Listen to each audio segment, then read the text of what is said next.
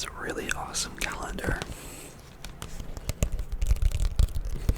that I actually got in Idlewild. I'll link up the video that gives the story time of like how I got this. And I met this mare that's a dog.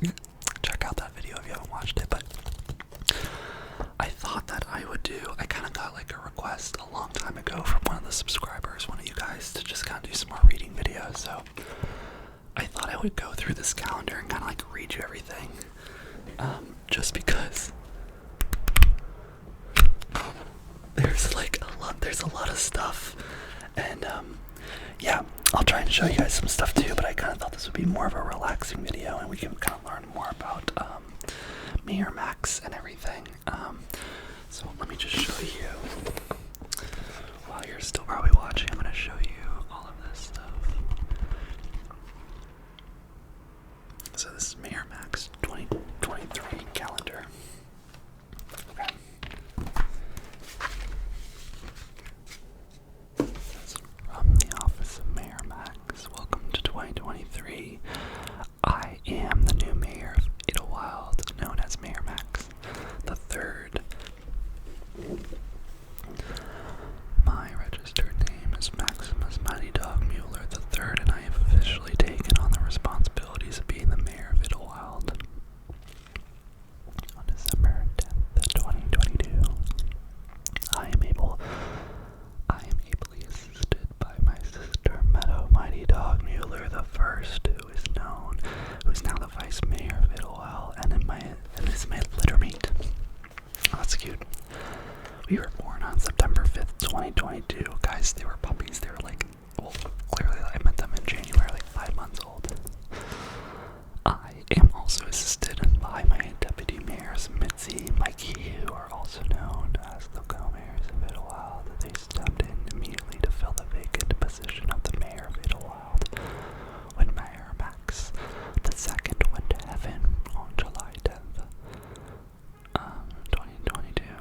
While Mitzi and Mikey have resumed their roles as the deputy mayors in Idlewild, now that I am on the job, they functioned as the co-mayors of Idlewild from August 1st to December 9th, 2022. They will forever be known as the co-mayors of Idlewild, and collectively Mitzi, Mikey, Meadow, and I are known as the mayors of Idlewild, or simply the mayors. Here's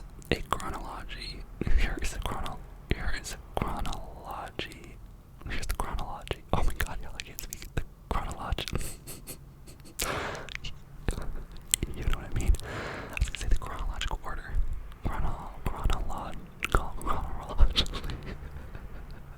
Okay, forgive me. Let's get that word. Of the Golden Retriever representatives of the office of Mayor Max of Idlewild since the beginning of July 1st, 2012. Okay.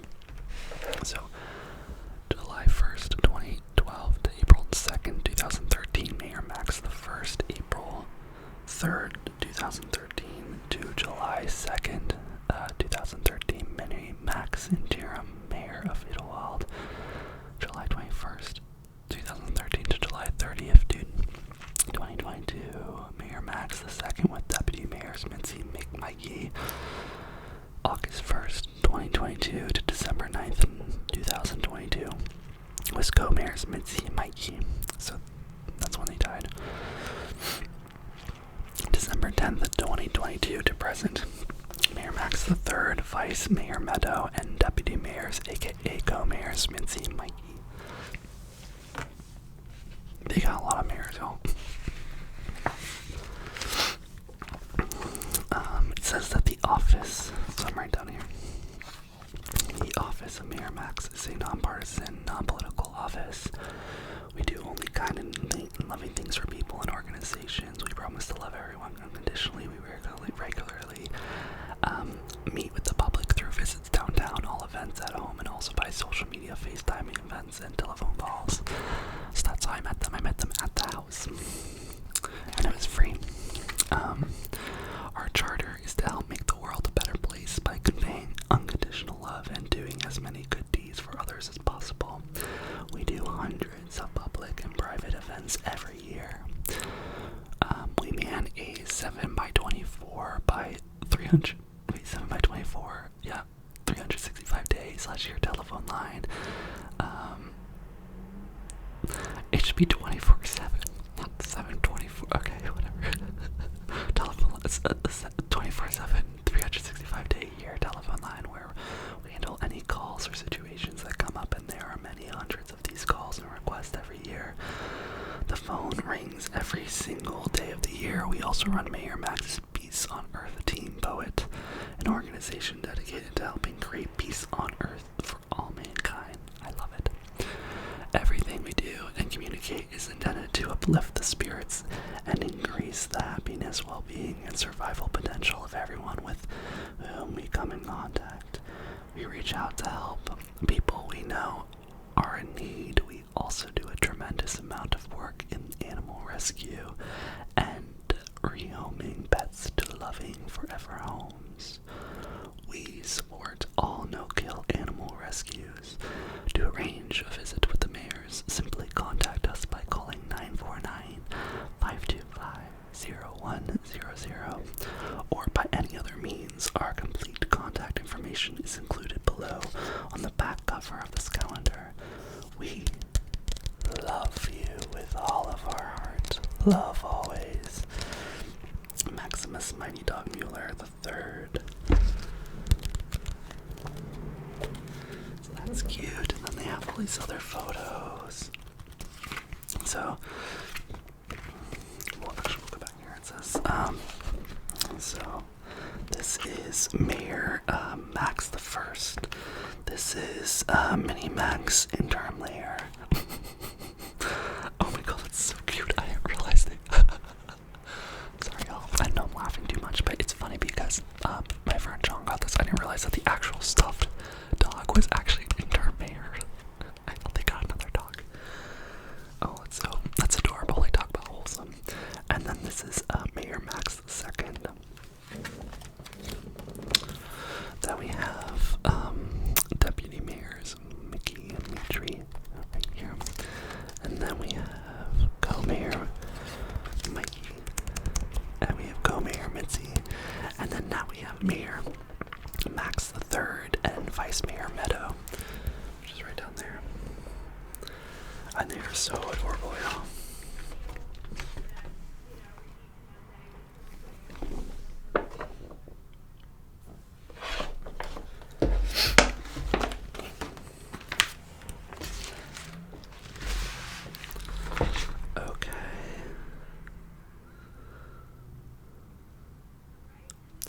Okay, so 2023 Mayor Max Calendar Printing Cost Contributors.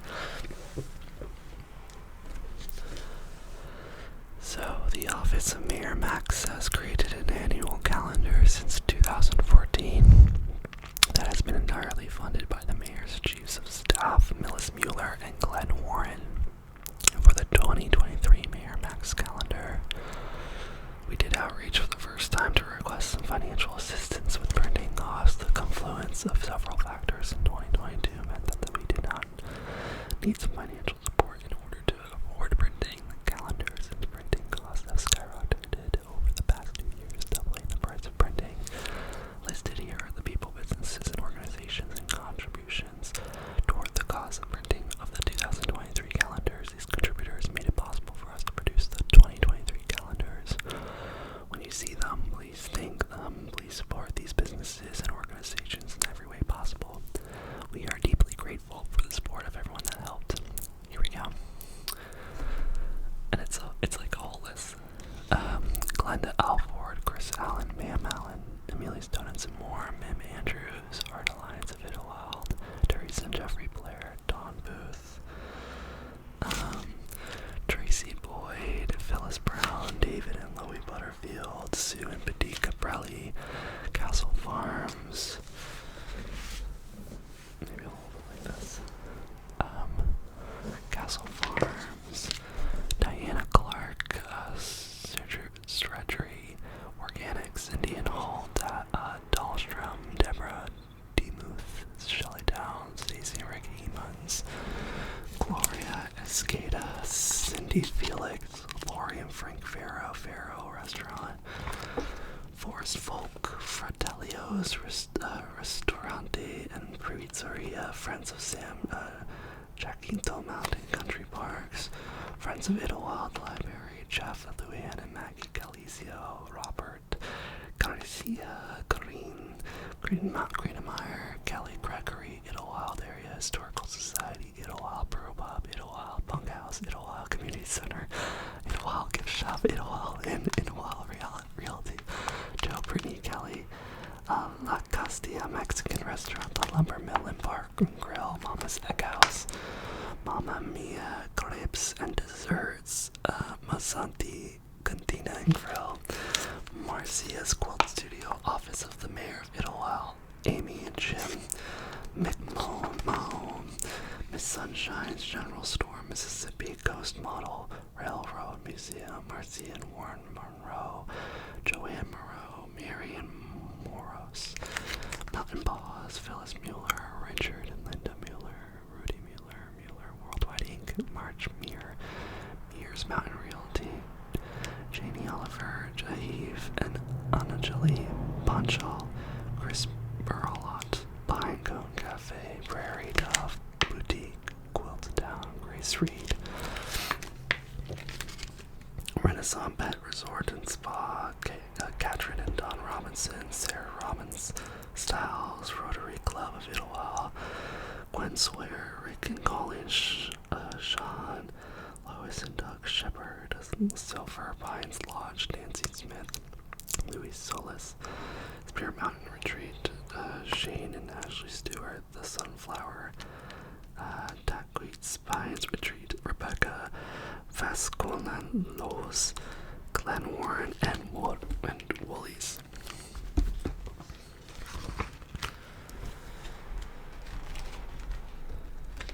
Okay, I'm probably gonna skip some pages because this could be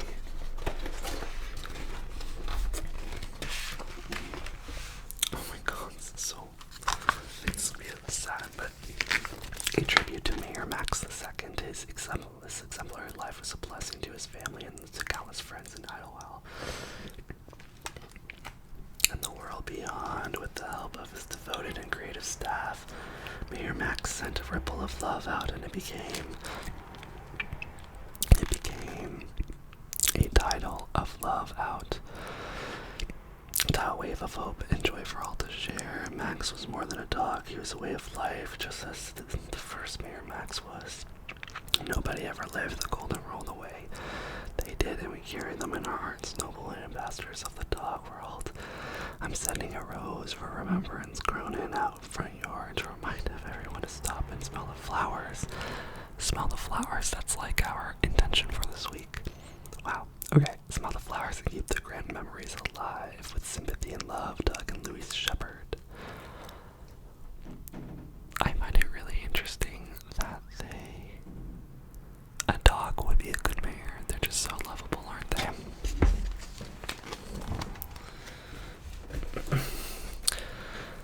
The year 2022 has been a year of transition for us in the office of Mayor Max. Max's passing has been a tremendous loss, and I didn't really know until he passed the magnitude of the impact he had upon myself and others around the world. It is too sad to articulate that we have experienced with this loss.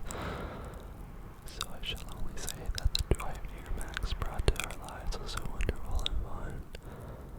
We are very lucky to have had this experience for just over 9 years. Max and I loved being the mayor. Max and I loved being mayor. Okay, I see you. And we got so much joy out of creating joy that this was, and is the payback for doing this job. Max was exhilarated by his job as the mayor of Idlewild. It made him so happy to come out and to visit with visitors, as we'd like to say. He experienced your love, kindness, enthusiasm for him every day, and he couldn't just wait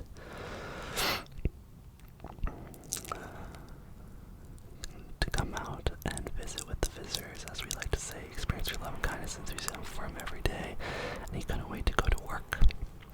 We were such a team. I thank you for loving him every way you did. We received thousands of condolences, communications via social media, letters, calls, emails,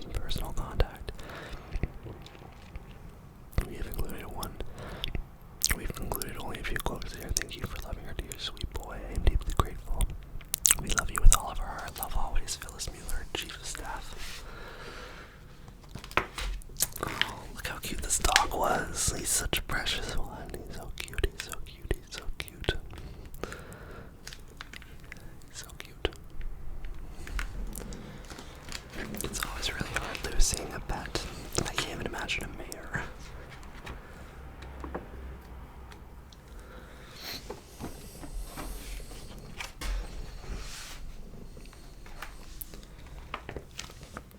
Okay, I'll read a couple of these quotes. There's a lot.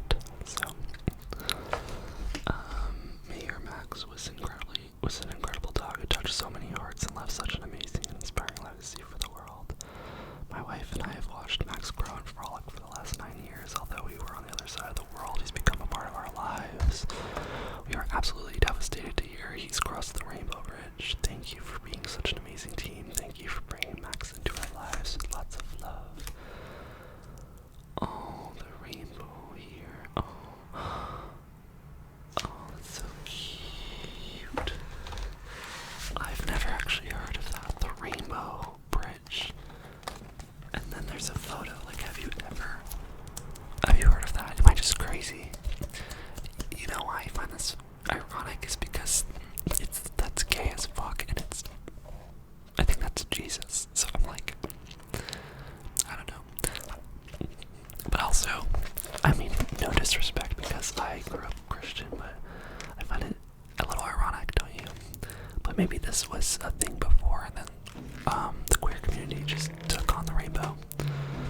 Be the rainbow, taste the rainbow. I love Skittles Bride. Okay, we're moving on. I cracked myself up. Skittles are really underrated, I think. What's your favorite Skittle flavor? Tell me in the comments below if you're still listening and awake. Okay, next one. In a Wild RF Animal Rescue Friends. It's a letter. It says, Dear Glenn and Phyllis, this was dated August 3rd, 2022. Dear Glennis and Phyllis, we first would like to extend our sympathies for the passing of the beautiful Max. Max and you did such a... That's when it says Max, and then in italicized you, because it's really you, not Max. Okay, Max and you did so much for our community and surrounding communities. Oh, Idlewild. You put Idlewild on the map. Max and his team exemplified kindness, opening your arms and paws for all visitors and residents. While it's true that the first Mayor Max was elected through a fundraiser for our ARF, your team took the idea to new heights. Wait a minute. The first Mayor Max was elected through a fundraiser. Okay.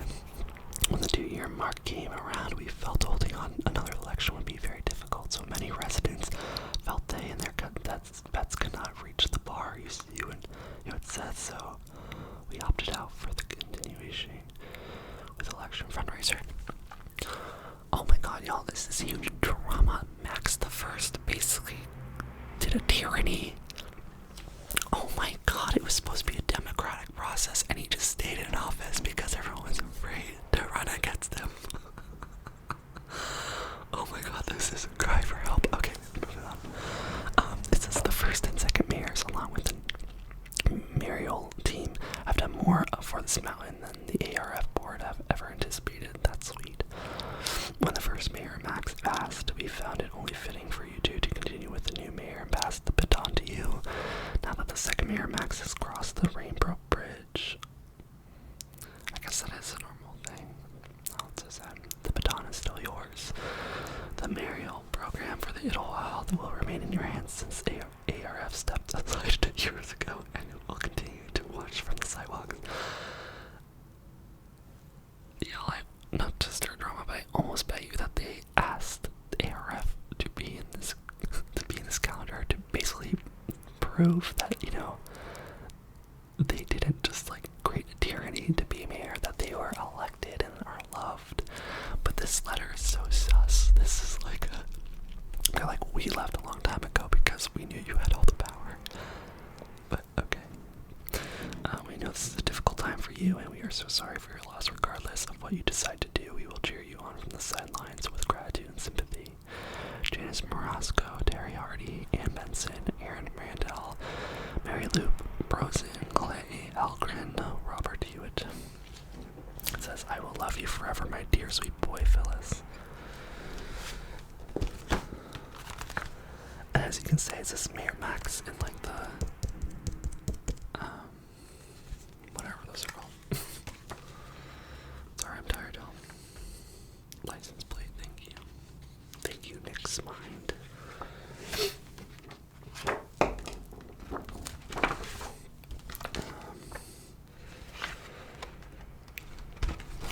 Okay, peace on earth. Peace on earth, peace on earth, peace on earth. Team Poet. Poet is Mayor Max's Peace on Earth, a team initiative to create peace on Earth for all mankind. We believe this is possible, and here's how we, the people, can accomplish this. The greatest solutions are always the most simple. We do not need to rely upon governments to create peace on Earth. The ability to create peace on Earth lies with each of us individually by the positive actions we take to improve conditions, happiness, and the quality of life for others and ourselves. Positive energy leads towards life. Negative energy leads towards the opposite of life, which they don't write in this, but I bet they mean death. The happiness of quality of your life. I'm sorry, y'all, this is a really wholesome calendar. I don't know why I'm laughing so much. I love this. I do. You know me, I love positivity, but this is good. Okay. The happiness and quality of your life can be determined by the amount of positive thought, activities, and actions you are taking. How could you rate the percent of time you spend in a day immersed in positive life-giving, happy communications and activities? The Mayor Max Poet organization asks you to use love as the basis for everything you think, do, and say. We ask you to do your best to be a living angel on Earth. Oh, I love that. It's really amazing that they have a dog, like, inhabiting that, you know? I'm not laughing. I don't know, I'm in one of those moods, y'all. It's really wholesome, and then you get, like, this little dog, but also this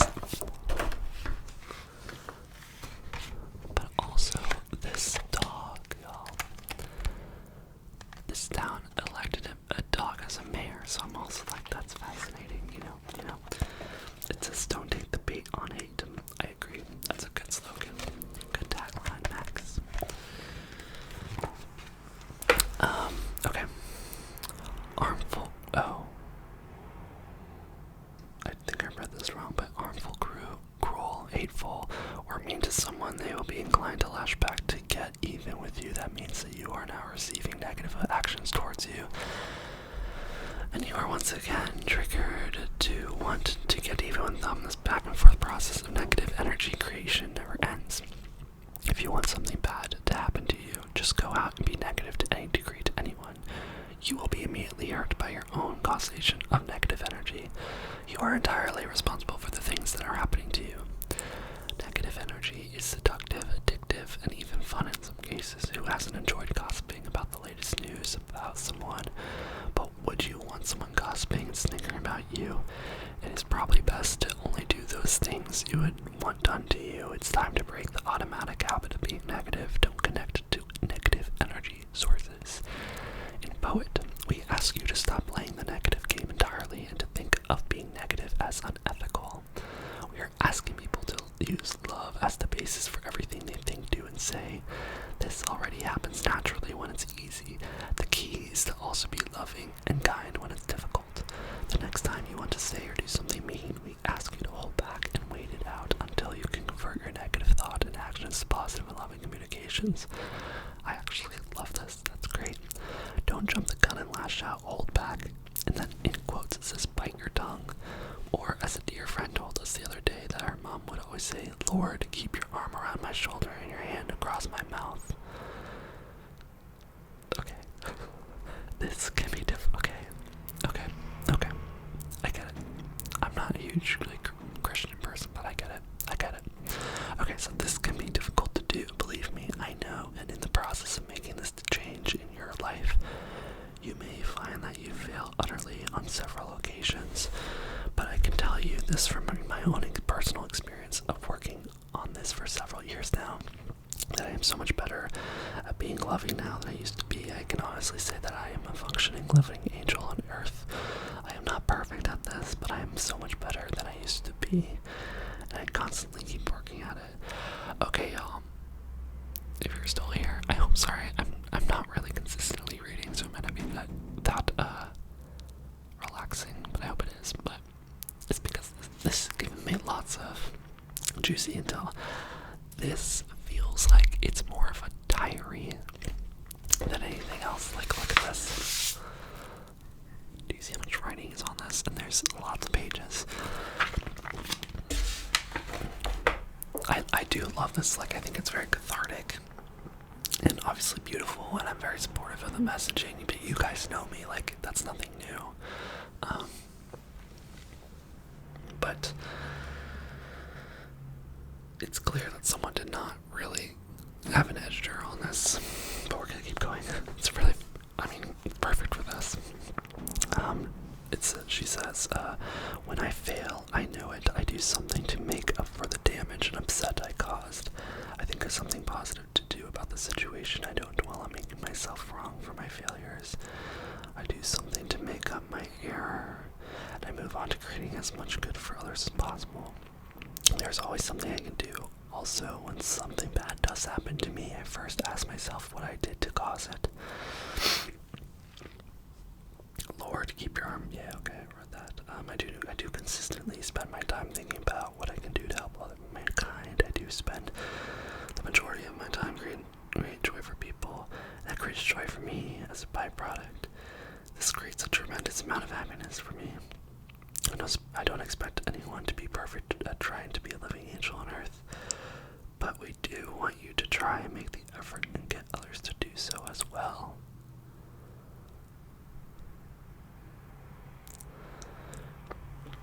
I support that.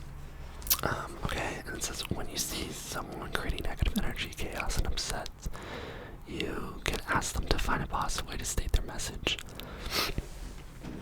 You can educate people on the importance of being loving. Don't take the bait on hate. Here's what we would like you to do to help create peace on earth for all mankind and happiness for your life. First, decide to use love and kindness in all of your actions, especially when it's difficult. Work on this forever. Do as much good as you can for everyone with whom you come in contact. Maybe it's just changing a thought from, oh, you're ugly, to, I love you. What can you admire about that person? What thoughts are you emanating? Make them positive. Decide today to do some kind things for people. I love this. It could be just a smile and admiration. What would an angel do with a thought? You can create positive thought in an instant. It's fun to be emanating positive thought and actions to everyone. I love this. Yes. There's a really good book. Maybe I'll do it. Brene Brown, but it's all about, or someone else, but like changing your thoughts to evoke positive thoughts. And I also maybe think about recently too. Like I saw this quote about someone saying, imagine that you just woke up in your life right now as like a different soul. That you're a soul from wherever in the universe, and you only had today, and you get to wake up in your body as if you were just born and live the life you live. Try viewing your life like that, and I think you will realize that you have a really wonderful life, even if it feels hard. Number 2. Second, get others to be living angels as well. Most people do not realize that being negative makes a difference in the quality of their lives and the lives of others. You can be an educator by working on this yourself. You will have first-hand experience on the powerful positive impact that this has on your life. Makes a commitment to create as many living angels in the world as possible. If you would like to speak with me about this program, blah blah blah blah blah blah blah blah blah. How many living angels will it take to create peace on earth for all mankind? That's a great question. When I ask myself that question, I do hear an answer. Where's that answer coming from? I never really know for sure, but I hear it, and it feels like I am receiving the message. It's a doable number.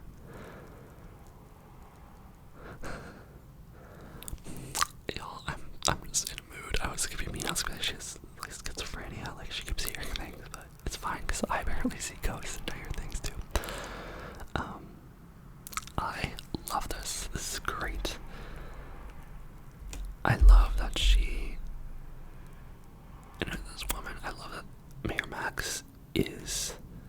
for something more too.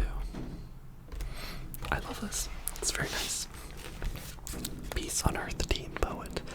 Be a living angel on earth. You can help.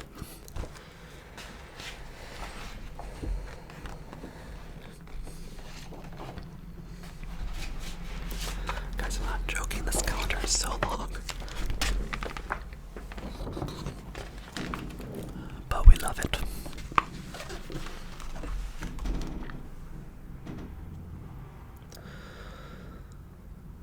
Okay.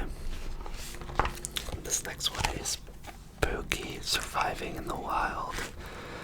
It says, "Hello everyone, my name is Angel Pookie Louise Mueller, and I want to tell you the story of my life for the period of time when I was an abandoned dog, living in the wild for approximately 2 years. When I was born, I actually had a wonderful life and a wonderful owner. Life was great and he took care of me. One day he suddenly went to heaven and I was left with no one to care for me. A man who knew my owner decided to take me to Lake Emmett and just leave me there. He figured someone would find me and take care of me, and I would always have a great water supply at the lake, so I would be fine, he thought. In the end, he was right. After 2 years, someone at Lake Can we just stop? Wow. The writing of this, that's a really good positive outlook. I appreciate that. In the end, he was right. After 2 years, someone at Lake Emmett noticed that I had been coming down to the lake to drink water on a regular basis.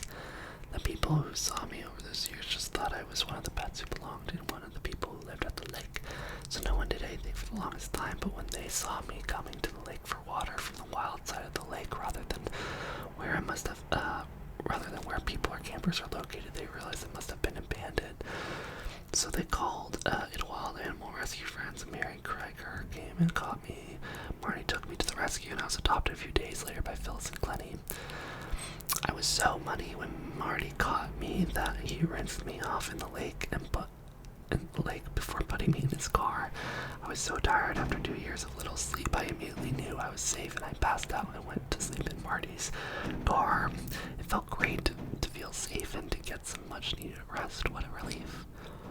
Here is what it was like to be an abandoned dog. I learned to eat all kinds of strange food. I was always hungry and I lost a lot of weight. I was a little emaciated by the time I was rescued. My main source of food was bugs. Anything that moved, I could catch just about any bug, and I ate a lot of them, including squiggly centipedes, beetles, spiders, moths, ants, and more. Some of the bugs have an interesting flavor, a little vinegary and acre. I'm thinking I learned not to eat bees or wasp bugs squiggle as they go down. It's kind of a strange feeling and I got used to it. What is that? Oh my god. Okay, I'm living for it though. Okay. I would chomp on fresh grasses that grew after the rains, and I would also eat and I would also eat tree bark, small branches, and pine cones and acorns. Sometimes I had to compete with a squirrel for pine cones and acorns. That was always a funny debate that I would win simply because I was bigger if I got the food first.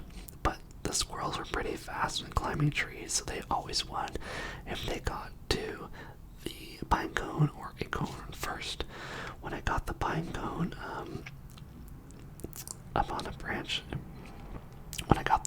sometimes the squirrels would climb up a branch and protest my presence by chirping loudly and stamping their feet. I also ate remnants of dead wildlife. I learned to chew and swallow the leftover bones of these dead animals. Oh my god. Garbage was another staple for me. Many campers clean up for themselves, and I'm happy to say that lots of them don't. And that probably helped save me too. Some campers and hikers would offer me food too, but I became afraid of everything, so I never really let people get too close to me. And I definitely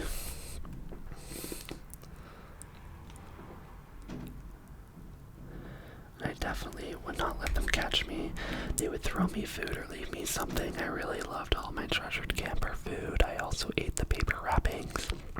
If I got hungry, savory enough, and I couldn't find anything in the wrappers. I would just eat the wrappers. I ate a lot of paper products.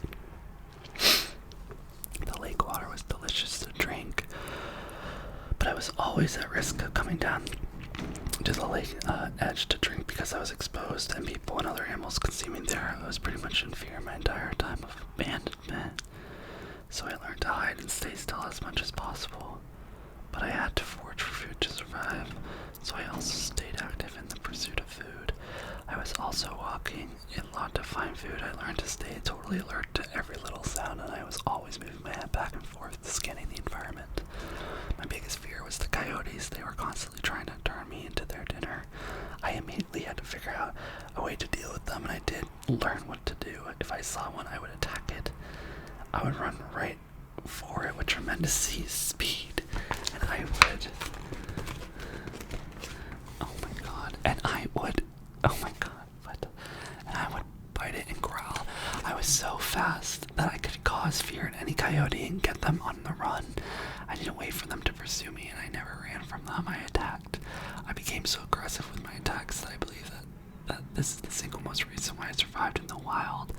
I had a healthy respect for and fear of mountain lions and bobcats as well, but mountain lions and bobcats were not nearly as interested in me as coyotes, and the coyotes were more prevalent. I was not the only animal coming out to drink from the lake. Pretty much every mountain lion, bobcat, deer, coyote in the area comes to imbibe in the lake. As you can see here, it says, why I ought to run faster, I don't know, but run. Oh my god, what is that chasing us? One of the downsides about hiding in and under bushes and trees is tree sap. It gets all over you and in between your toes, and things start to stick to you. It's uncomfortable and hard to get off, so you constantly work on it. There's nothing worse than having a little rock stuck between your toes, stuck in tree sap. Ouch. Or one time I had 30 leaves stuck to the sap that was stuck to my fur. It was hard to move quietly. I sounded like a walking tree. Some of the leaves were stuck to my rump. Those leaves were very hard to reach and remove. Okay. Hiding is stillness. You can become so motionless. You become invisible. Rabbits know this technique very well. I learned it from them. The rabbits and I spent time together. We both deal with the same concerns. They were very sweet and don't appear to eat any bugs, but they love grass and plants. One of the rabbits, I would always stay near each other, and they would run into each other, foraging for food. We never talked much, but the rabbit had the sweetest smile I ever did see.